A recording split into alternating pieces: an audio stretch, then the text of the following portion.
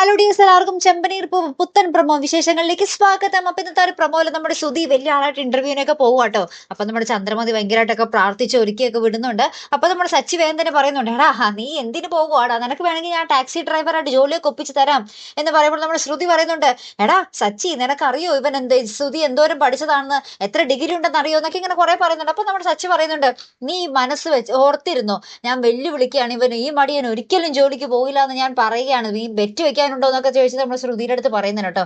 അതിനുശേഷം നമ്മുടെ ശ്രുതിയും നമ്മുടെ സച്ചിയും കൂടെ പുറത്തേക്ക് പോകുന്നുണ്ട്.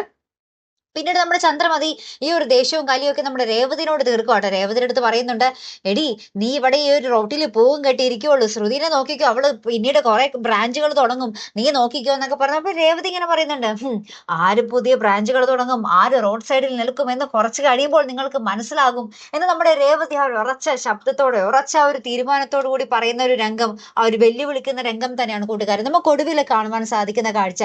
അല്ലെ, അത് തന്നെയാണ് നമുക്കും അറിയേണ്ടത്. ആര് ബ്രാഞ്ചസ് തുടങ്ങും, ആര് റോഡ് സൈഡിൽ നിൽക്കും, അതാണ് നമുക്കും അറിയേണ്ടത് അല്ലെ.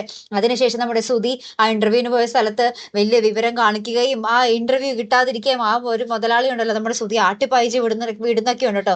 അതിനുശേഷം നമ്മുടെ സുധി ആ ഒരു ഇന്റർവ്യൂ കിട്ടാതെ ഇങ്ങനെ റോഡ് സൈഡിൽ ഇങ്ങനെ ആകപ്പാട് നിരാശനായി നടക്കുന്ന ഒരു രംഗങ്ങളും തന്നെയാണ് കൂട്ടുകാർ പിന്നീട് നമുക്ക് കാണുവാൻ സാധിക്കുന്ന കാഴ്ച. അപ്പൊ എന്തായാലും നമുക്ക് കാത്തിരുന്ന് തന്നെ കാണാം അല്ലെ. അപ്പൊ അടുത്തൊരു വീഡിയോ വരുന്നത് വരയ്ക്കും ഗുഡ് ബൈ.